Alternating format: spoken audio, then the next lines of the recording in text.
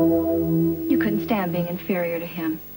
It infuriated you seeing him constantly excelling in places that you failed. Oh, there's that popular misconception again. Channing the great, Channing the perfect, the boy who could do no wrong. He was more man than you ever were. He's a fake, Santana. A fraud that was out to do us all in. Like the party on the day that he died. That party meant more to Channing than any of us ever knew. Did you know that he called us into the study, one by one, to tell us how he was going to destroy us? Warren Lockridge, Lionel Lockridge, Peter Flint, and myself. Fact is, any one of us could have done it. That's not true. You're lying. It's the truth, Santana. He was going to ruin the four of us. I don't know how many others. No. It's not Channing that I loved. The Channing that you loved was not the real Channing. And yes, I hated him. I wished him dead 1,000 times, but I never laid a hand on him. You have to take my word on that, Santana. Santana, you're going to have to face up to that someday. Don't touch me. I will never believe it. I will never, ever, ever believe that. Not about my Channing. Santana, I stood across the desk from him and listened while he told me how I'd be thrown out of the family, banished. And he was smiling, Santana. He was enjoying himself immensely. Then he had a reason. You must have done something terrible. Ah, nothing worse than any of his crimes. Now think about it, Santana. Think about the relationship. Was he really that perfect? Channing was the most gentle, sensitive man I have ever known. Listen to yourself. You've been sucked in just like Dad was. If he was really so perfect, so sensitive, why did he have you give your baby away? Because we were young. Because you were Mexican. Because you were the maid's daughter, and that didn't fit in with Channing's... You liar! Come on, Santana. Who was it that came to you and told you to give the baby away? It wasn't Dad, it was Channing. That is not true.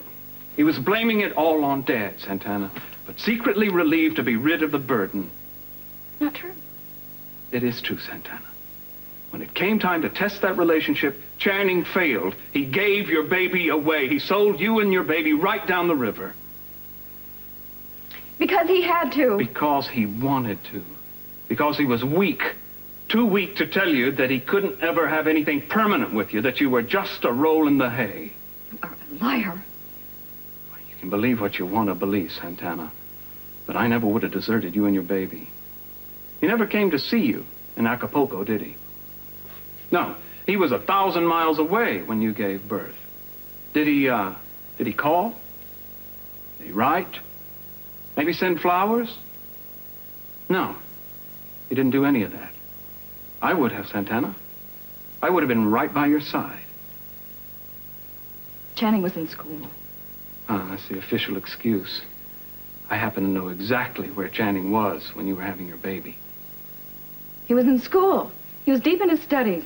What he was doing had nothing to do with his studies. What are you talking about? I'd rather show you.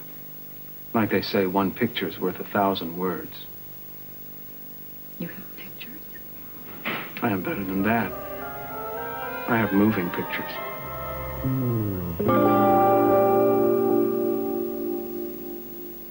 He's not coming.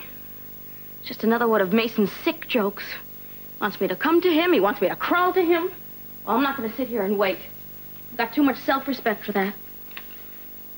It's going to be a long time before I'm going to stoop to the whims of Mason Capwell again. A very, very long time.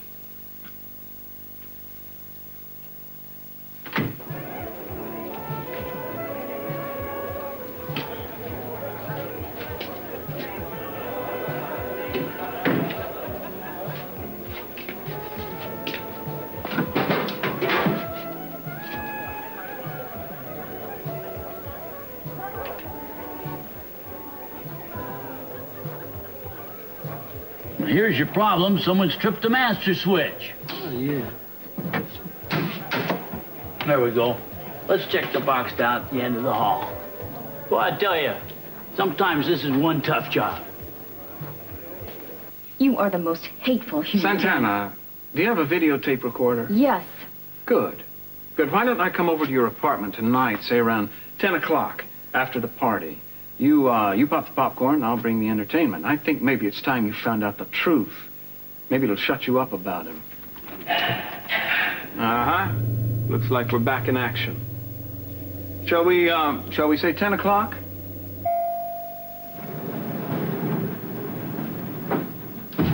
Well, then 10 o'clock it is.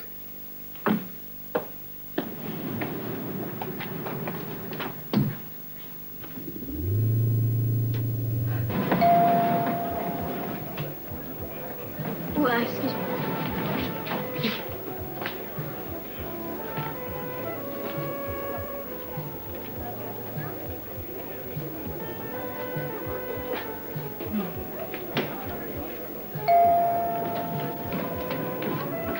I've been looking for you.